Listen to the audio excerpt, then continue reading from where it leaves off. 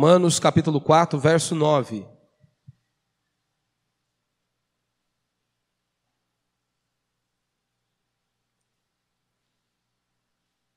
Eu vou ler aqui o capítulo 4, do versículo 9 até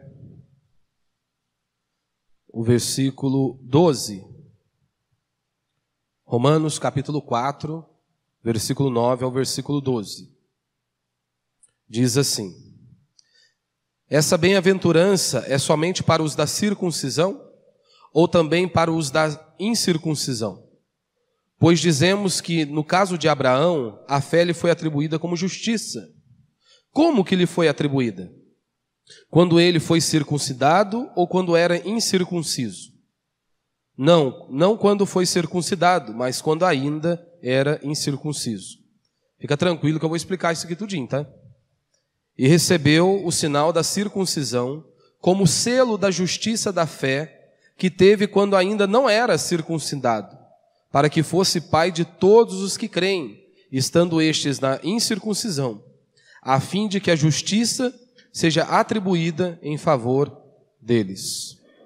Ele é pai do circunciso, dos que não somente são da circuncisão, mas que também andam nas pisadas da fé que teve nosso pai Abraão antes de ser circuncidado. Até aí.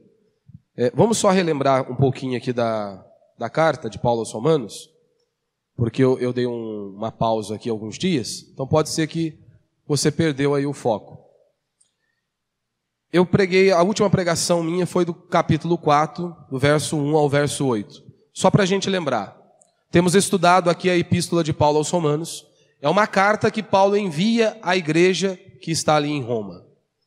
Paulo não conseguiu ir até aqueles irmãos, então por isso Paulo escreveu a carta para que fosse lida na igreja, e obviamente uma grande parte da igreja era constituída por judeus. E é claro que aqueles judeus haviam inúmeras objeções acerca dos ensinamentos, acerca do cristianismo. E quando você olha para a Escritura, grande parte das epístolas ou das cartas são realmente escritas para combater os falsos profetas, para combater as heresias, os falsos ensinamentos. E Paulo está escrevendo também para orientar a igreja, justamente para tentar desmontar todas as objeções possíveis que seriam levantadas quando lessem a carta na igreja. Para você compreender, a carta de Paulo aos Romanos ela é dividida em algumas etapas, alguns pontos aqui. Ela tem algumas teses ali. E a primeira parte é que todos os homens são pecadores diante de Deus. Nós estudamos isso do capítulo 1, do versículo 18 até o capítulo 3, o verso 20. Paulo se esforçou justamente para provar que todos nós somos pecadores diante de Deus. Que nenhum de nós podemos nos salvar, nenhum de nós podemos chegar um dia diante de Deus e dizer: eu mereço a vida eterna. Paulo ele põe tanto o judeu, que tinha o selo da bênção de Deus, ou seja, ele tinha a circuncisão, ele pertencia ao povo de Deus, ele fazia parte da linhagem dos filhos de Abraão, que Deus havia feito uma aliança com eles. Paulo diz: vocês estão também, são todos pecadores, estão destituídos da glória de Deus. E Paulo então anuncia que os gentios também, todos são pecadores. E aqui é um ponto importante, todos nós precisamos ter um entendimento correto de quem nós somos. E nós, à luz da Escritura, somos completamente depravados, corrompidos da planta dos pés ao alto da cabeça. Pastor, eu não me considero assim. O que importa é o que a Escritura diz, não o que nós achamos. E é isso que a Escritura diz. Talvez comparado com a prostituta, o traficante ou o homicida, pode ser que você se ache digno da vida eterna, digno da salvação. Mas a pergunta é a seguinte: você não pode se comparar com a prostituta, com o traficante ou com quem quer que seja. Você não pode comparar com o seu esposo, o seu marido ou os seus filhos. Se você quer realmente se comparar com alguém, para ver se você é bom, e a bondade aqui eu já vou explicar, você deve se comparar com Cristo. Olhe para Cristo, e aí então você vai saber se há alguma bondade em você. Porque para nós sermos declarados justos diante de Deus, nós temos que cumprir toda a lei de Deus. Vamos colocar aqui os 10 mandamentos. Quem de nós pode guardar os 10 mandamentos por toda a vida? Nenhum de nós podemos guardar. Nós não conseguimos guardar um mandamento sequer durante toda a vida. E Tiago vai dizer, se você transgrediu um mandamento, você está condenado. Ponto final. Não importa se o mundo te aplauda, não importa se você seja uma pessoa de sucesso, mas se você não cumpre a lei de Deus, você está condenado. Você acha mesmo que você ainda é bom? Que há alguma bondade em nós? Você não consegue, você que é pai e mãe, você não consegue amar o seu próprio filho da maneira que a Escritura diz que você deve amar. Que isso, pastor? É claro que eu amo. Não, você não ama. Nenhum de nós aqui amamos os nossos filhos da maneira que Deus ordena em sua palavra. O amor verdadeiro. Quer saber a prova? A Escritura diz que o amor tudo suporta. Fala a verdade. Filho não tem habilidade de nos tirar do sério. Quantas e quantas vezes, se você pudesse, enforcava a criança. Nós não conseguimos amar os nossos próprios filhos da maneira que a Escritura nos ensina. Você acha mesmo que há alguma bondade em você? Você acha mesmo que há alguma bondade em mim? Claro que não. E é isso que Paulo está demonstrando do capítulo 1 até a metade do capítulo 3. Todos são pecadores, todos são depravados, ninguém cumpriu a lei de Deus. Para então, do versículo 21 em diante, Paulo mostrar o caminho pelo qual o homem possa ser redimido. Porque convenhamos, imagine, as pessoas acabaram de ouvir que todos estão condenados, ou seja, nós estamos debaixo da ira de Deus, ou seja, estamos condenados a uma eternidade de sofrimento. Paulo, e agora o que nós vamos fazer? E é isso que ele faz na segunda etapa, é a justificação. E ele está mostrando que é obra exclusiva de Deus, por meio da morte expiatória de Cristo na cruz do Calvário. E como que nós recebemos esta justificação? Paulo está dizendo que é pela fé em Cristo Jesus. Não é pela fé em Cristo Jesus, mais Maria. Não, é pela fé unicamente, exclusivamente em Cristo Jesus. Às vezes você pode estar aqui, e com certeza se você está aqui, você não crê em Jesus mais Maria, ou em Jesus mais Alá ou qualquer outro. Mas você pode achar que você pode contribuir com a sua salvação. Então, crer exclusivamente em Cristo é também nós compreendermos que nós não podemos fazer nada. É somente Cristo Jesus. E é isso que Paulo está explicando. E aí Paulo pega 2 nomes, 2 grandes homens de Deus do passado. Você se lembra que ali, então, quando Paulo está escrevendo a carta, a palavra de Deus que eles tinham era o Antigo Testamento. O Novo Testamento estava sendo escrito ainda, para depois fechar a Escritura. Então eles tinham o Antigo Testamento como palavra de Deus, como nós também o temos hoje, da mesma maneira. E aí Paulo pega Abraão e Davi, grandes homens de Deus, e principalmente Abraão como um referencial, que ele seria o pai da nação, que Deus havia feito uma aliança com ele. E Paulo olha para aqueles homens e diz: vocês acham que Abraão foi salvo por cumprir a lei de Deus?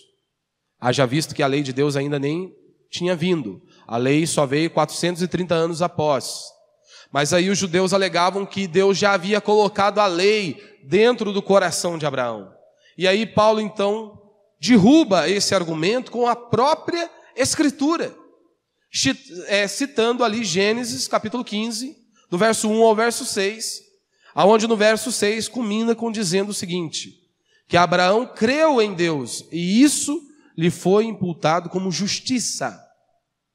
Então Paulo está dizendo, olha, Abraão foi salvo pela fé. Abraão não foi salvo por obras. Abraão foi salvo porque ele creu em Deus. A grande diferença dos homens do passado para nós hoje, para as pessoas aqui do Novo Testamento é apenas uma. Os servos de Deus do passado, esses homens do Antigo Testamento, eles olhavam e eles acreditavam no Messias que viria, porque Deus havia feito essa promessa, que ele enviaria o Messias, um libertador. Então tudo que eles faziam apontava para isso, para o Messias que viria. Sejam as ofertas, os sacrifícios, tudo era voltado com base nisso, que um dia Deus enviará um libertador, e tudo isso que nós fazemos é porque nós cremos em Deus. Hoje nós olhamos para trás, e há 2000 anos o Messias já veio, o Cristo já veio. Então nós olhamos para trás e reafirmamos a nossa fé. O Messias, o libertador do povo de Deus, verteu o seu sangue na cruz do Calvário. Como disse João, eis o Cordeiro de Deus, que tira o pecado do mundo. Ele realmente é o Cordeiro de Deus, que é Cristo Jesus. E é exatamente isso que o apóstolo Paulo está fazendo. E aí nós voltamos aqui para esta porção que nós vamos estudar hoje aí.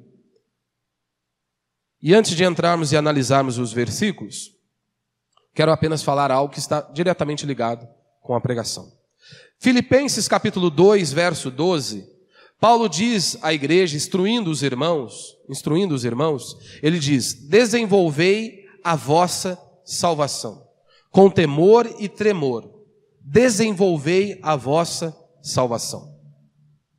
Por que hoje não se fala sobre salvação na igreja? Por que muitas igrejas não pregam o verdadeiro evangelho?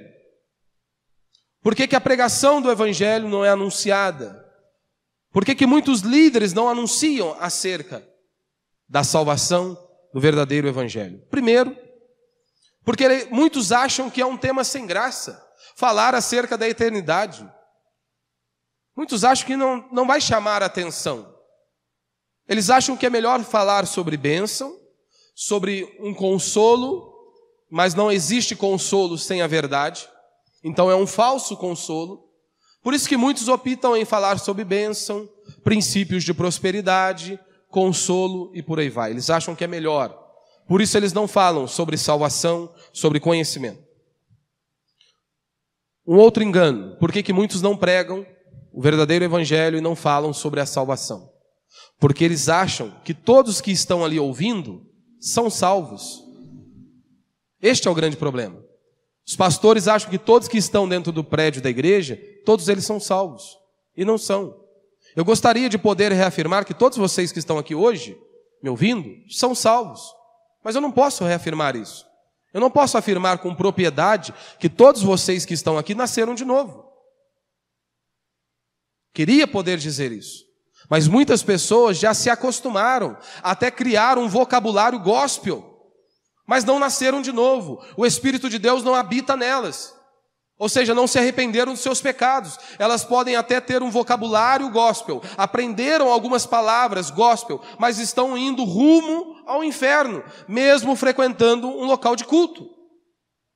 Então não preciso vir ao culto, pastor? Claro que não. Todo aquele que nasceu de novo, que o Espírito Santo habita dentro dele, ele vai obedecer o que a palavra de Deus diz. Não deixai de congregar. Ou seja, juntos nós celebramos ao Senhor. Então este é o segundo motivo. Eles acham que todos que estão ali nasceram de novo. E não é uma verdade. E terceiro, eles pensam porque ouviram uma vez na vida falarem sobre salvação, já é o suficiente. Eles não precisam mais ouvir o evangelho. Como disse Paul Washer, as pessoas acham que o evangelho é uma mensagem introdutória do cristianismo. É uma mensagem introdutória ao cristianismo. E Paul Washer continua dizendo, o evangelho é a mensagem do cristianismo. Todos os dias nós precisamos ouvir a pregação do evangelho. Todos os dias nós precisamos nos lembrar o quanto que nós somos podres, depravados e precisamos de Deus. Porque todos os dias nós nos levantamos achando que nós não precisamos de Deus, que nós não precisamos uns dos outros. E a Escritura diz que nós precisamos. E é claro que o que Paulo está dizendo aqui em Filipenses não está dizendo que a salvação é pelas obras. Não é isso que ele está ensinando.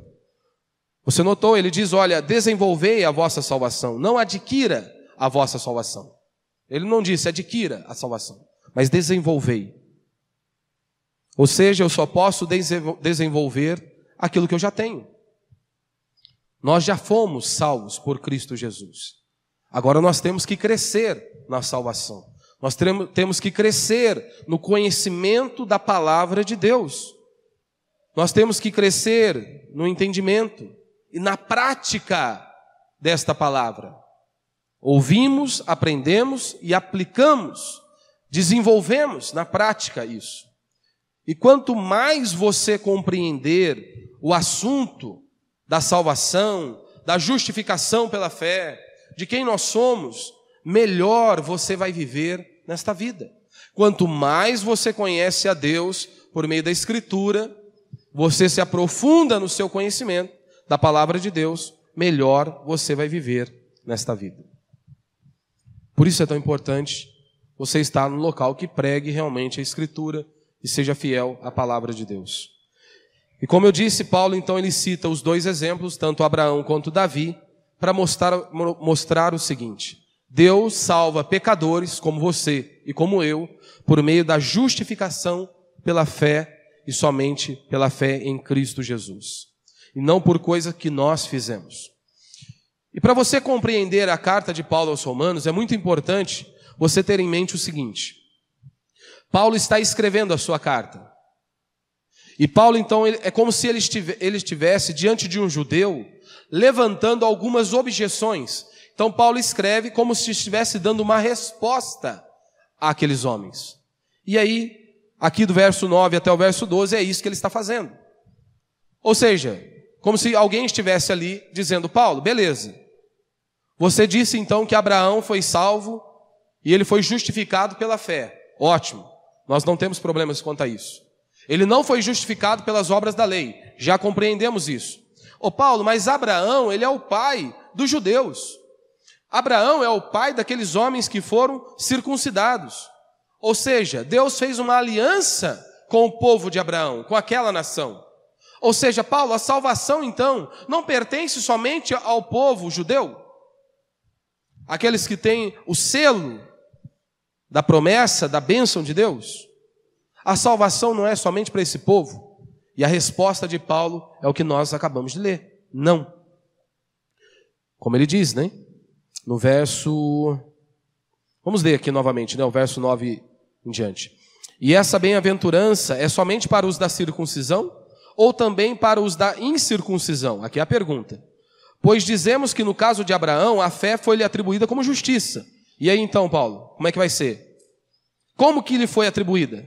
Quando ele foi circuncidado ou quando era incircunciso?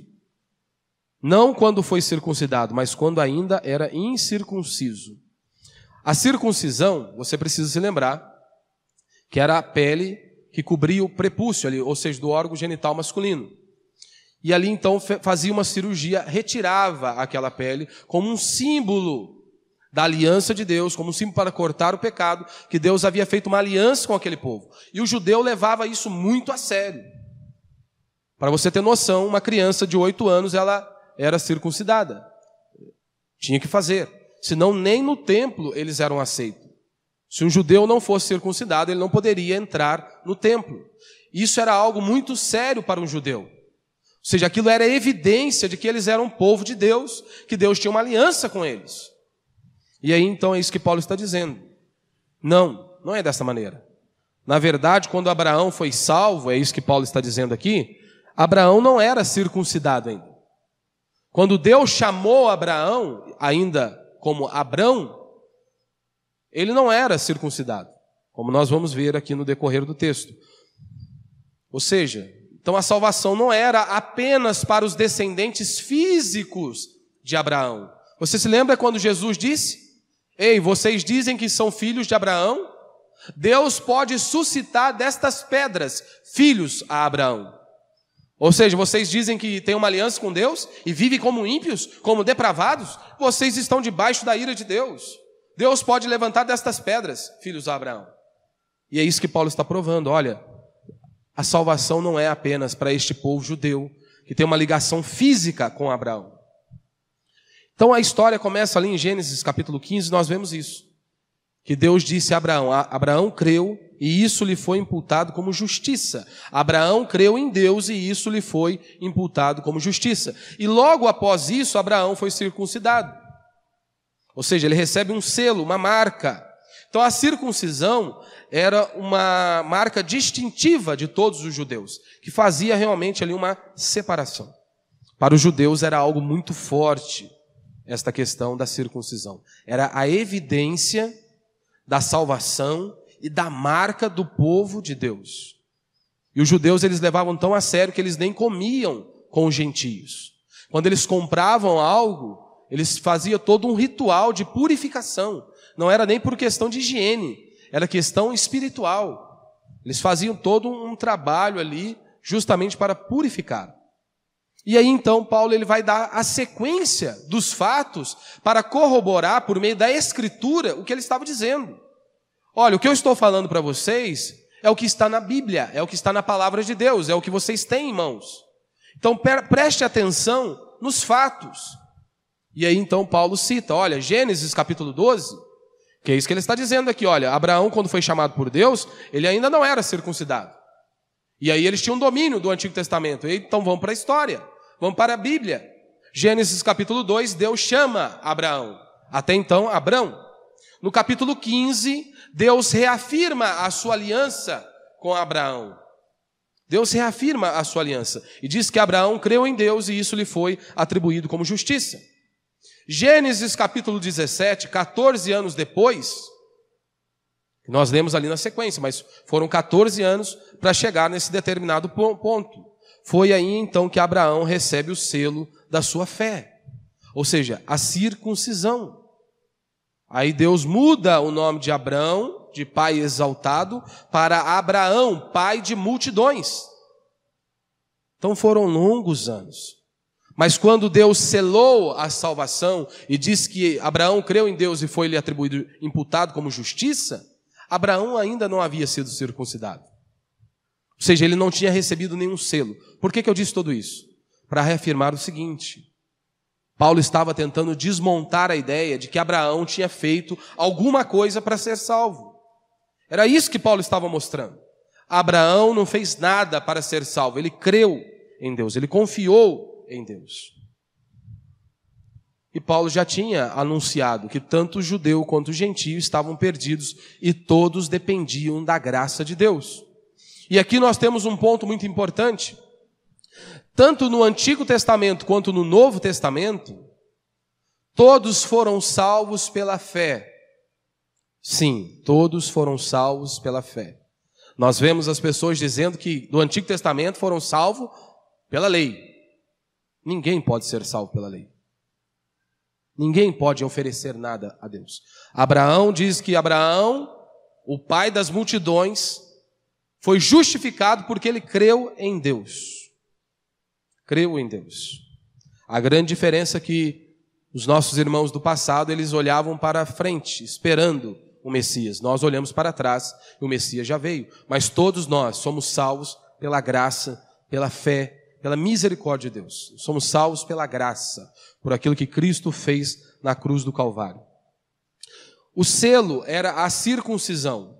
No Antigo Testamento, aquilo que definia quem era povo de Deus ou não, uma das marcas era a circuncisão. No Novo Testamento nós não temos a circuncisão. Nós seguimos o ritual, a ordenança que Cristo nos deixou. Qual foi? O batismo. Não foi isso que Cristo instituiu a sua igreja? Todos aqueles que creem em Cristo, que professam a fé em Cristo, um dos primeiros passos é se batizar. Por quê? Porque Cristo ordenou. No Antigo Testamento, você tinha a circuncisão. Para nós, hoje, no Novo Testamento, equivale ao batismo. É equivalente à circuncisão. Só que há uma diferença ainda, né? O batismo no Novo Testamento, ele vai um pouquinho além, porque se inclui as mulheres também. Coisa que a circuncisão era restrita ali apenas aos homens. Da mesma maneira que a circuncisão no Antigo Testamento não garantia a salvação, o batismo no Novo Testamento também não garante a salvação, e eu já vou explicar isso um pouco mais adiante. É um selo externo, um símbolo, mas são símbolos da graça de Deus e da aliança ali de Deus com o seu povo.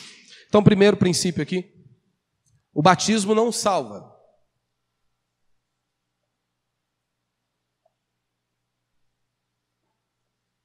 O batismo não salva. A maioria de nós, creio que viemos da Igreja Católica. E o conceito católico é o seguinte: se a pessoa não foi batizada, se a criança não foi batizada, ele é um pagão, vai para o inferno. O conceito católico é esse. Se não batizou, vai para o inferno e acabou. O batismo católico não salva. O batismo evangélico também não salva. O batismo evangélico também não salva. E aí podem muitos entrar em crise, né? Abraão, ele não foi salvo por ser circuncidado, mas pela fé. Nós também não somos salvos porque nos batizamos, mas porque Cristo nos salvou. Por isso nós nos batizamos. Porque o Espírito Santo habita em nós, que nós nos submetemos à palavra de Deus. Esta é a grande verdade. Abraão foi salvo antes da circuncisão. Por que eu estou falando isso? Da mesma maneira que nos dias de Paulo e de Jesus Cristo, havia um monte de gente circuncidada. Havia um monte de gente, mas todos condenados. Como o exemplo que eu acabei de dizer, Jesus olha para aqueles homens e diz: olha, se Deus quiser, Ele pode suscitar destas pedras filhos a Abraão. Vocês batem no peito e dizem que nós somos o povo de Deus, que nós pertencemos a Deus, que nós fazemos parte da linhagem de Abraão. Mas vocês vivem como ímpios, vocês estão perdidos, vocês estão condenados. Esta é a grande verdade. Isso tem tudo a ver conosco hoje. Quantas pessoas batizadas dentro de prédio de igreja foram batizadas, aprenderam um vocabulário gospel, e se não se arrependerem dos seus pecados, estão indo rumo ao inferno. Esta é a verdade. Foram batizados, cumpriram um ritual, mas vivem como ímpios, perdidos, longe de Deus, longe de sua palavra. E é isso que a Escritura diz: estão condenados. Estão condenados. E é claro que todo aquele que é nascido de novo, que o Espírito Santo habita dentro, é claro que ele vai se batizar, que é um dos primeiros passos da fé cristã. Ele vai obedecer a palavra de Deus. Ele vai obedecer a palavra de Deus. Segundo, a minha bondade não salva também. A nossa bondade não salva.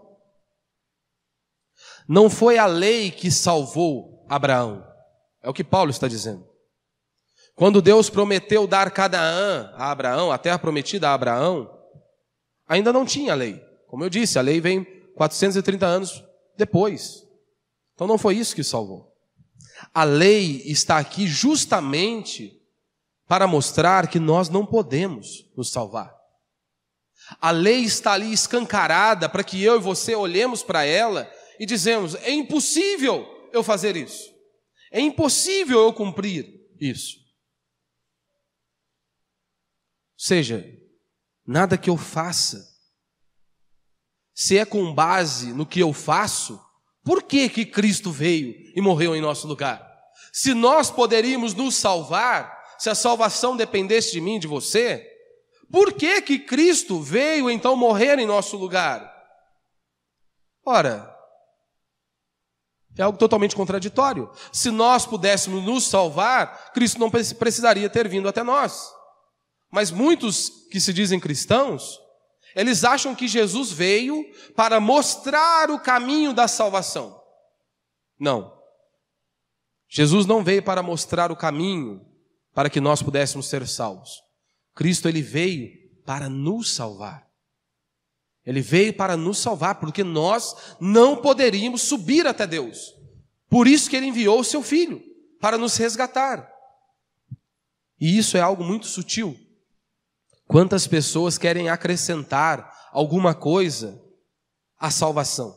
Jesus mais algo.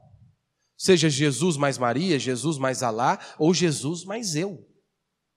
Eu tenho que contribuir aqui para a minha salvação. A sua moralidade, a sua santidade não contribui para a vida eterna, para a salvação. Não se escandalize, eu já vou explicar. Nós somos salvos pela fé em Cristo Jesus, unicamente e exclusivamente por isso.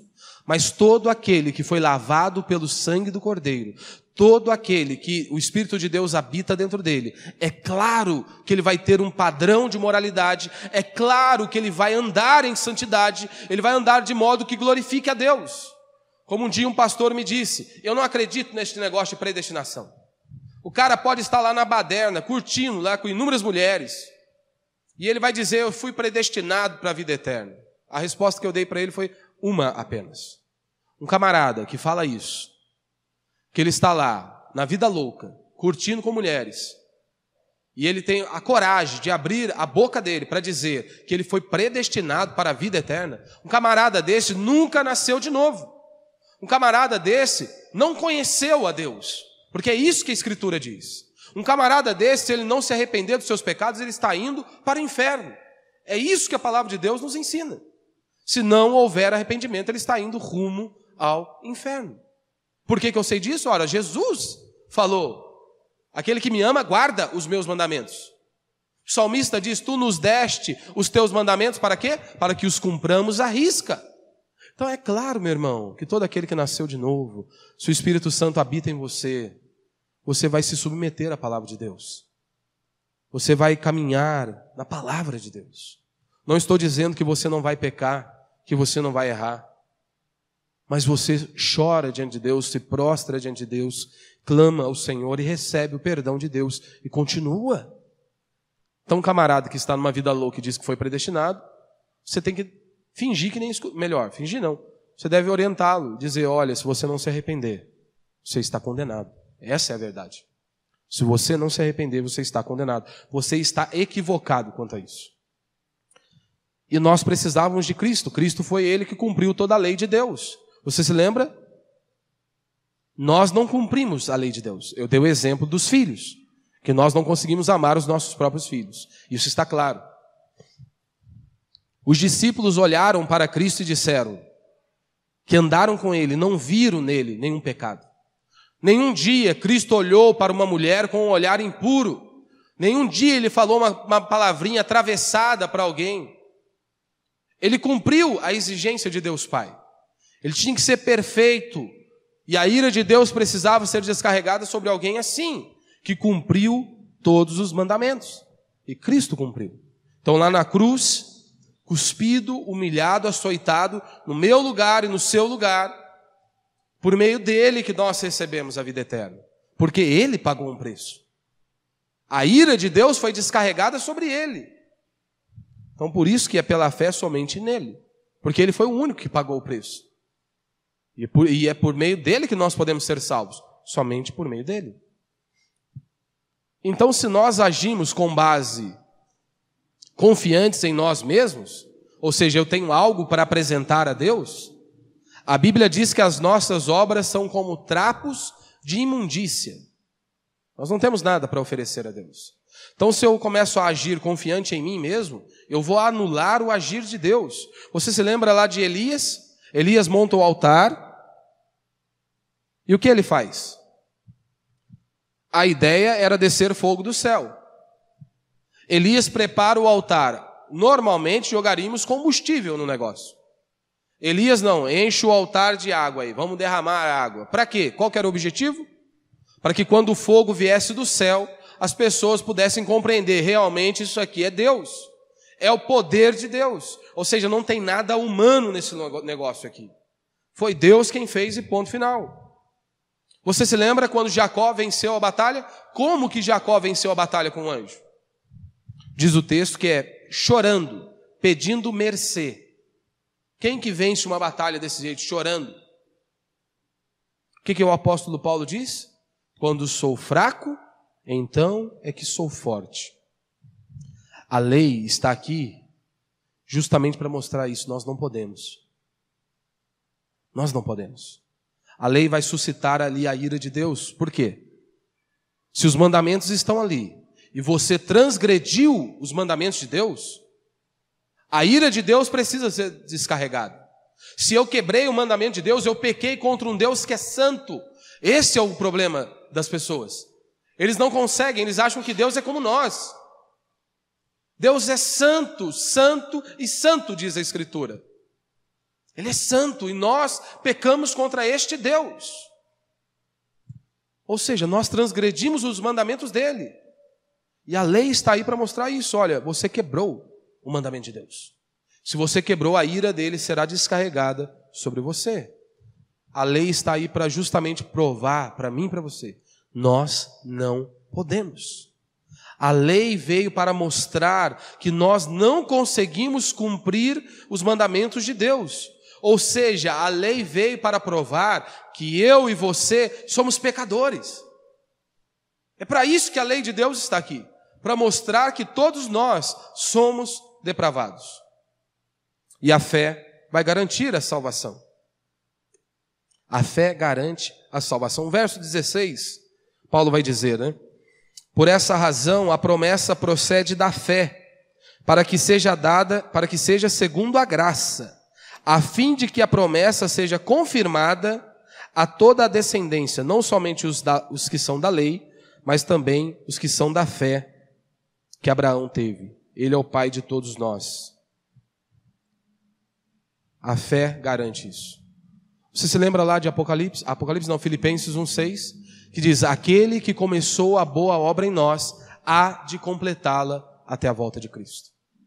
Ele começou, ele vai completar.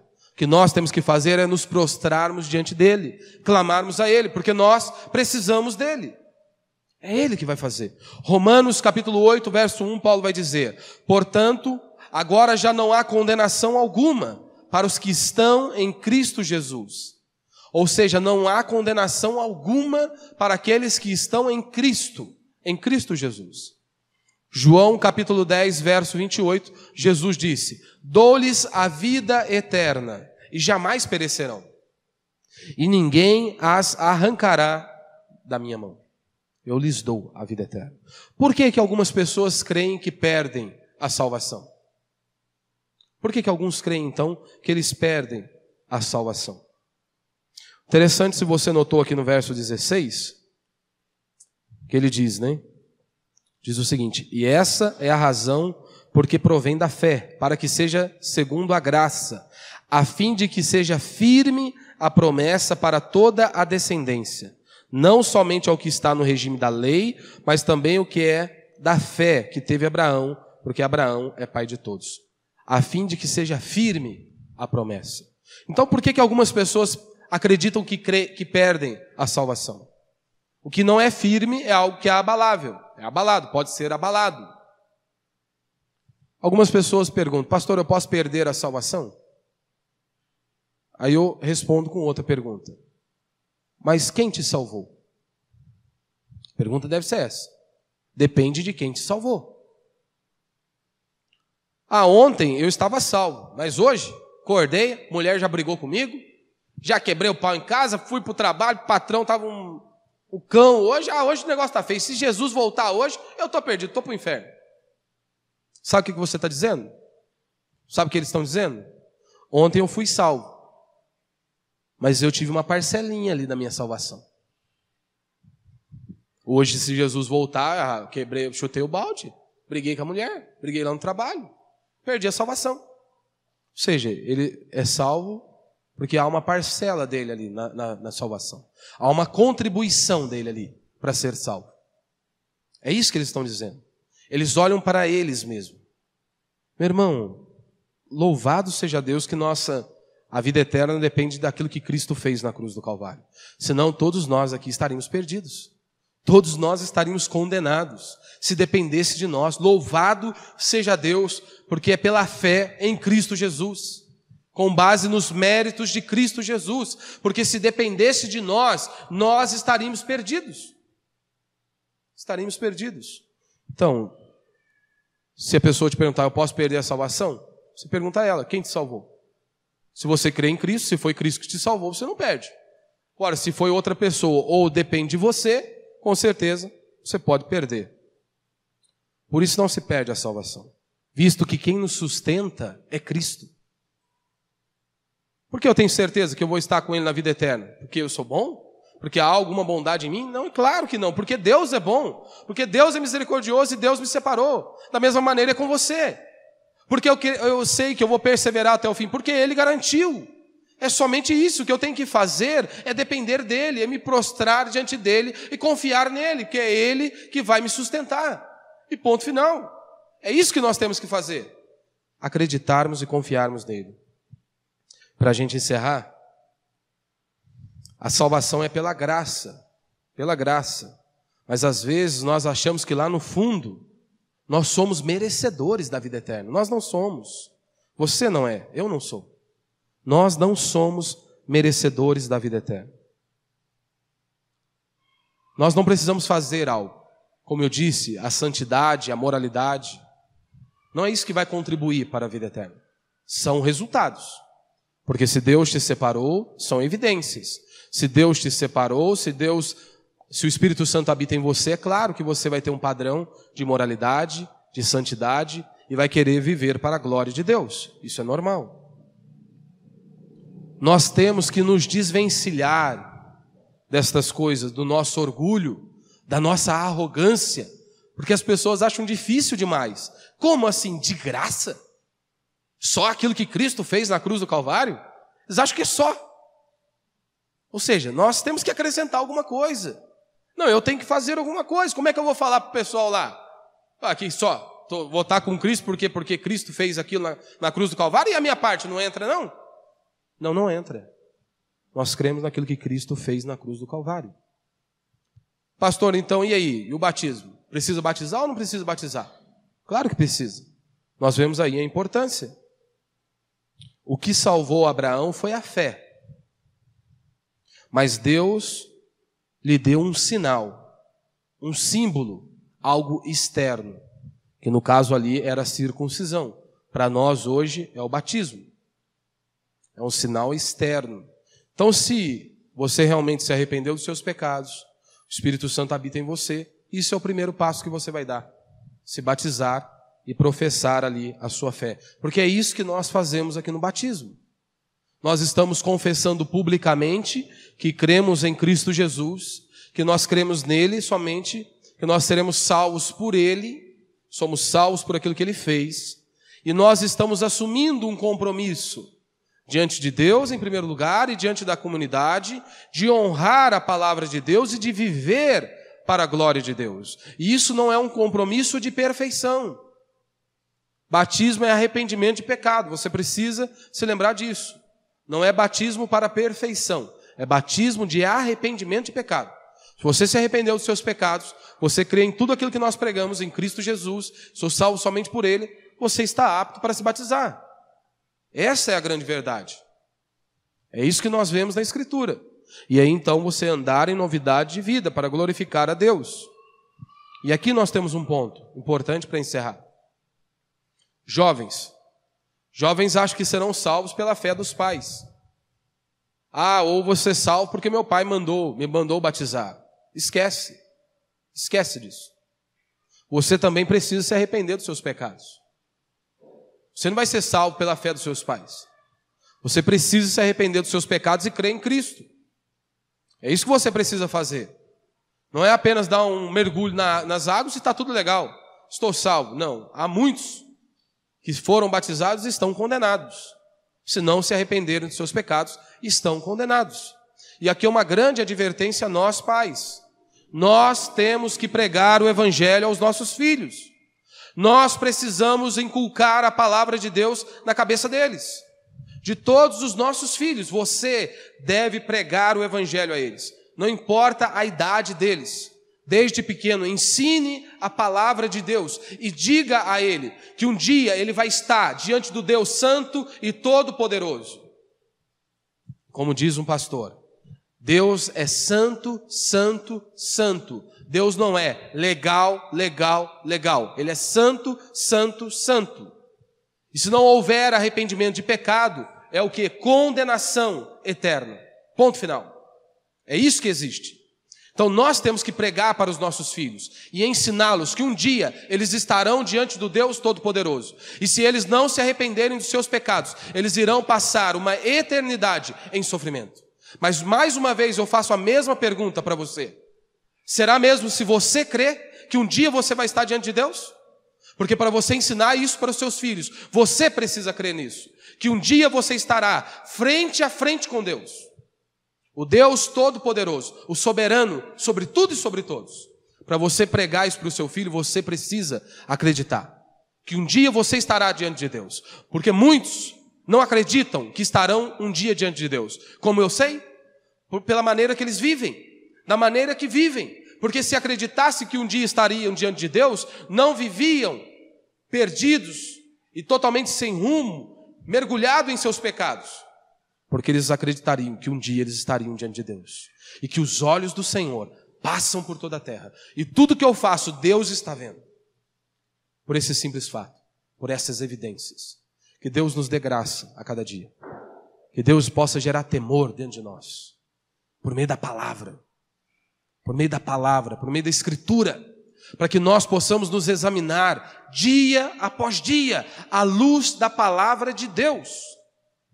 Porque o que eu e você precisamos é conhecer a Deus e ensinar os nossos filhos a buscarem o Senhor de verdade.